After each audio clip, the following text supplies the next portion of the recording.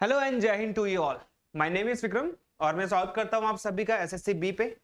So guys, आज का हमारा सेशन हम लोग दोबारा से जो हमारा अक्टूबर मंथ का 4th वीक है उसके करंट अफेयर को रिव्यू करेंगे, उनसे रिलेटेड एक्स्ट्रा फैक्ट्स को जानेंगे जो कि आपके एग्जाम पॉइंट ऑफ व्यू के लिए बहुत ज्यादा इंपॉर्टेंट है। तो आपको पता है गाइज, जो हमारा वीकली करंट अफेयर है, मैं आपके लिए हर वीक में एक करंट अफेयर लाता रहता हूं ताकि हम क्या कर सकें, जो वीक पर्टिकुलरली वो चल रहा है उससे रिलेटेड वो जो फैक्ट्स है हमारे, जो कि हमारे एग्जाम्स में आने की जिनकी संभावना है, हम उनको डिस्कस सकें, आपका रिवीजन हो जाएगा वहां पे। तो ये चीजें काफी इंपॉर्टेंट रहती है गाइज।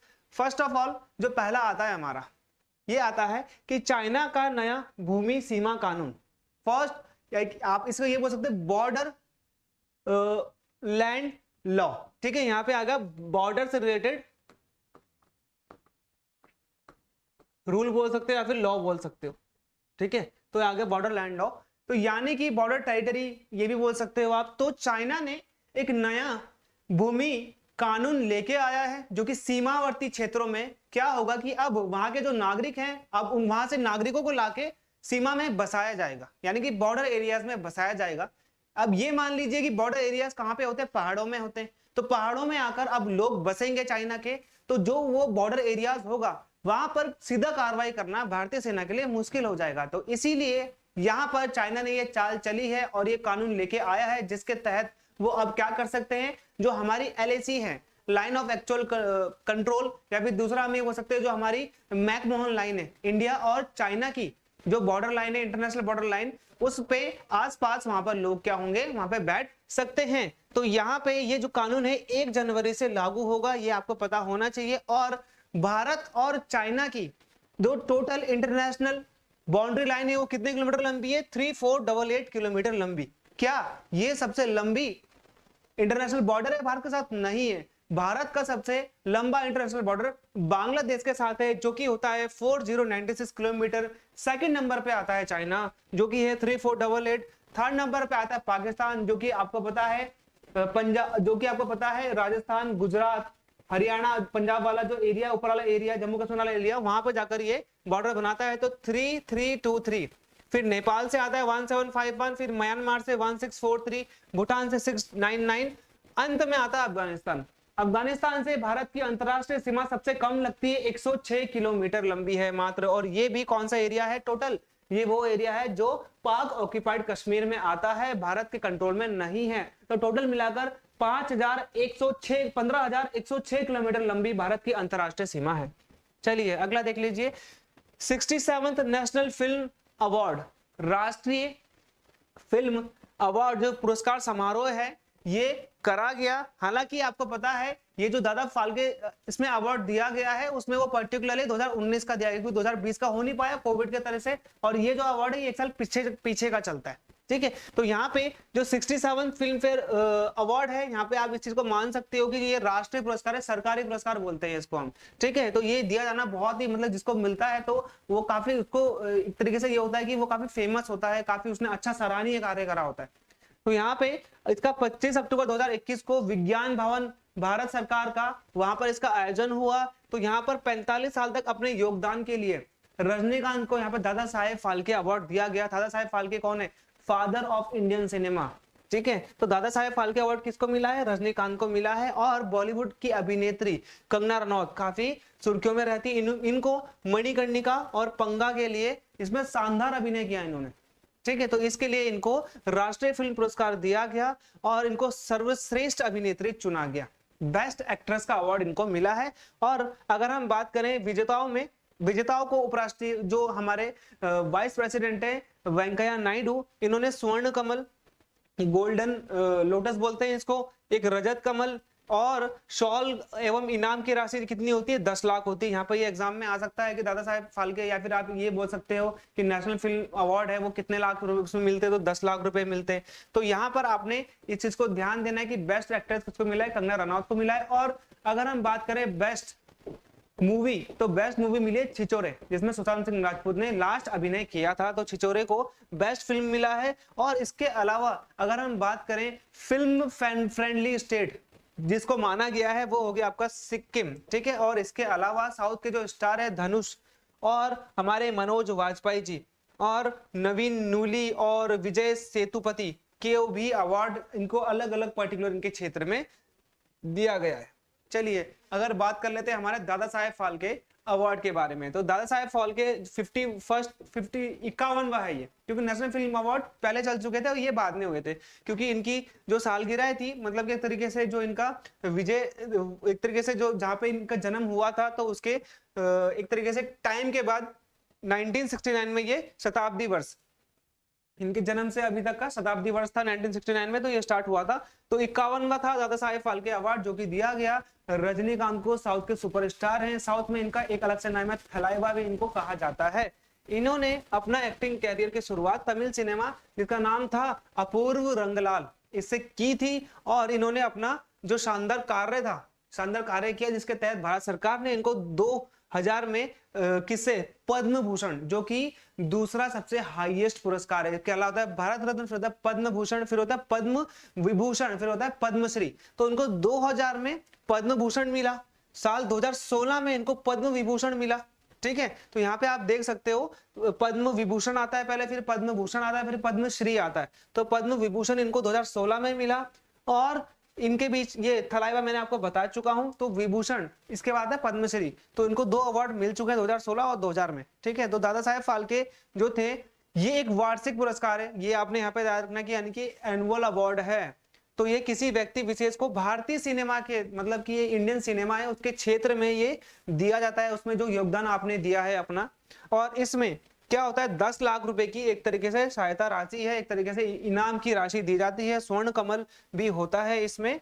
और आपको मैं यहाँ पे बता दूं कि पहला दादा साहेब फाल्के पुरस्कार एक एक्ट्रेस को मिला था, एक एक्ट्रेस को दिया गया था, जिनका नाम था देविका रानी। तो फर्स्ट एक्ट्रेस जो थी, जो फर्स्ट अवार्ड था, वो एक्ट्रेस को ही मिला था। 1969 में ये स्टार्ट हुआ था दादा साहेब फाल्के पुरस्कार। अगला है हमारा Vikrant, INS Vikrant, Indian naval ship Vikrant. Vikrant क्या है, एयरक्राफ्ट कैरियर है, IAS बोलते हैं, यानी कि इंडियन एयरक्राफ्ट कैरियर, IAC बोलते हैं वैसे तो, IAC Vikrant, Indian aircraft carrier Vikrant.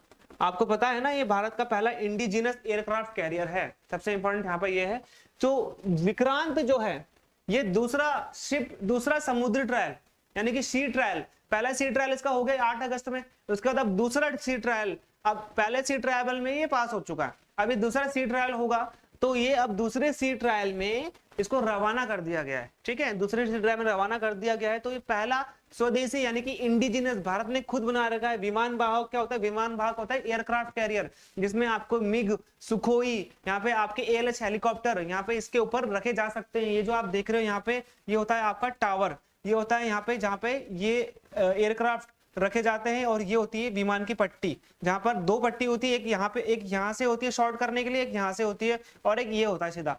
तो ये पर्टिकुलरली यहाँ पर विमान यहाँ रखे जाते हैं रेडी करे हुए, तो रेडी करे हुए यहाँ पे रहते हैं, यहाँ पे मेंटेनेंस के लिए जाते हैं। और यहाँ पे पर्टिकुलरली एक वर्कशॉप होता है, जहां पर अगर किसी को वर्कशॉप करना है, मतलब काम करना है किसी एयरक्राफ्ट का, तो वो यहाँ पे उसको रख देते खड़ा, और लिफ्ट के द्वारा उसको नीचे भेज देते हैं। ये होता है टावर, यहाँ पे होता है इनका कंट्रोल, यहाँ पे ये पूरे के पूरे इस रनवे को कंट्रोल करता है।